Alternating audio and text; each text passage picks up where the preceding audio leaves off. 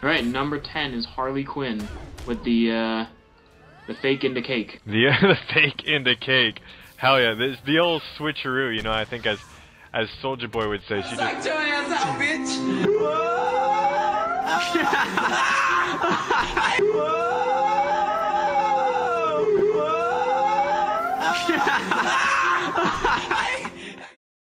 Alright, number 9 is Shazam. One of the more controversial supers in that it starts off just like Superman, but I mean the detail in the sky with the lightning storms, since Shazam is so heavily focused around lightning, I think is superb.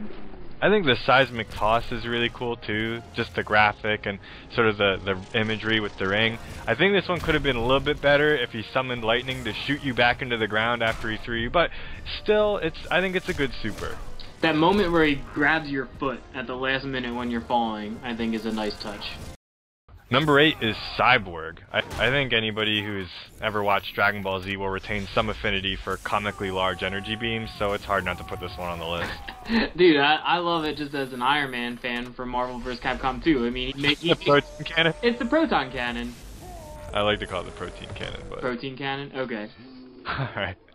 I love the detail when as the protein cannon comes out, just like you could see all the gadgets and how it's being made. The transformation, I think, is excellently executed.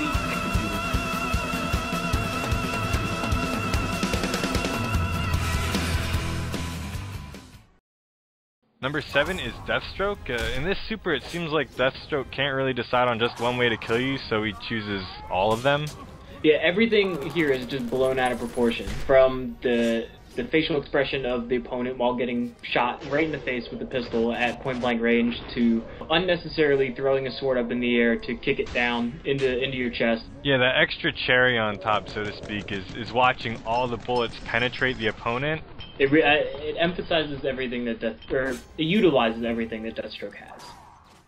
At number 6, we have Green Lantern. In a way, it's sort of like a 5-second summary of every Michael Bay film.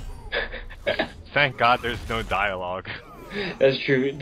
I mean, the pinnacle of this is where it zooms out and you see the carriers and the nukes. And my favorite part is that the carriers don't shoot anything at you. They go straight at you just like the missiles do. Yeah, they just all literally just, you know, it's for somebody, smash cars together. For somebody that's, you know, that you can use your imagination, all he does is just build things and hits you with them. It doesn't matter what they are. Like, you think a jet would shoot something at you, but no, the jet instead just... Everything's just made to clobber you with physically. Absolutely, yeah. They're just all mallets in disguise of other objects.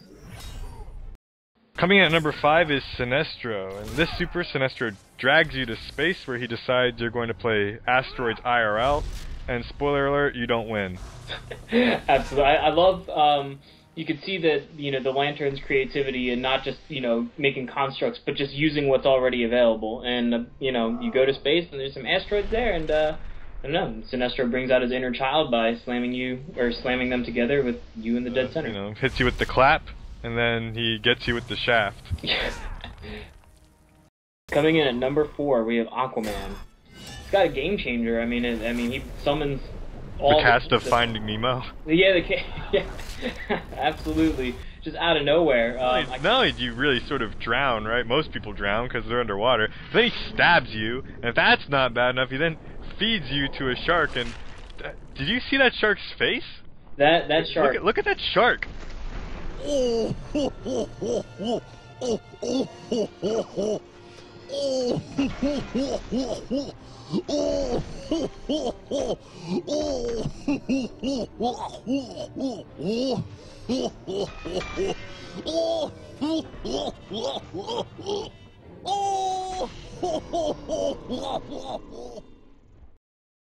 Alright, number 3 is Lex Luthor, and you thought we were done with Dragon Ball references. This time you get the Spirit Bomb. What better way to channel a Spirit Bomb than through a satellite?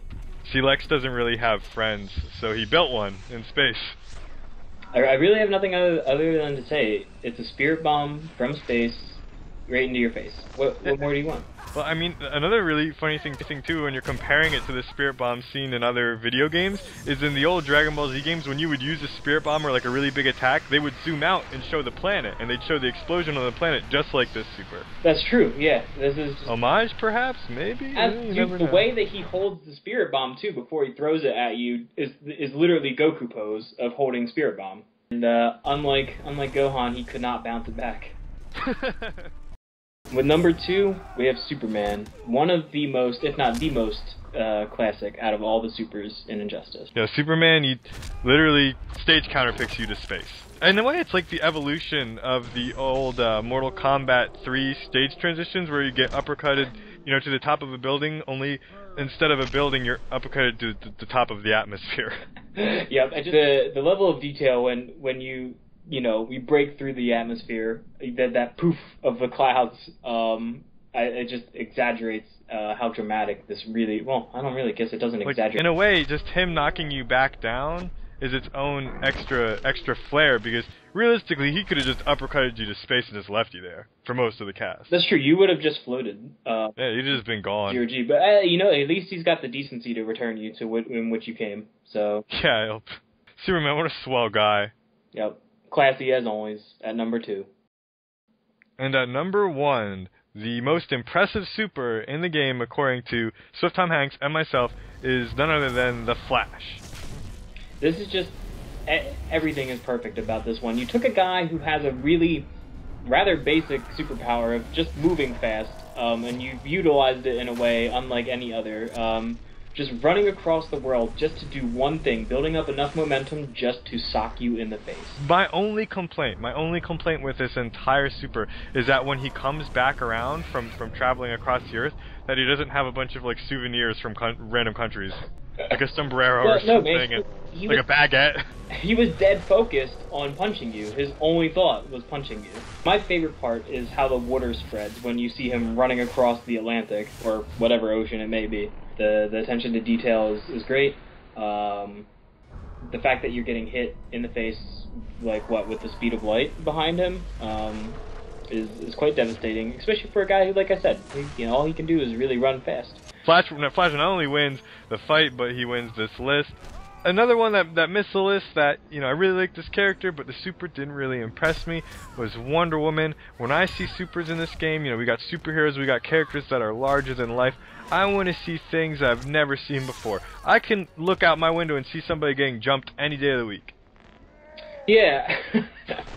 But can they be jumped by Amazons? They're not doing specifically Amazonian things. One just cracks a stick over your chest and knees you in the back. When do you get to see large women beat the shit out of like a complete stranger? Oh, maybe the WNBA? Well, with that should just about conclude our list, and look forward to more top 10 lists in the future. If there's anything that you want to see on top 10, then leave it as a comment, or you can hit us up on Twitter or on the website, and you can suggest things, and maybe we'll get around to. Also, let us know what you think of our top 10. Were we correct? Were we wrong? Don't bother. We were right. All right, fair enough. We were right until maybe the punch through the earth super comes out. Then we might have to rearrange the list. Harley getting knocked off. Yeah, maybe we'll see. And, with that, this has been Phase 3 and SwiftTomHanks. Thanks for watching, and we'll see you next time.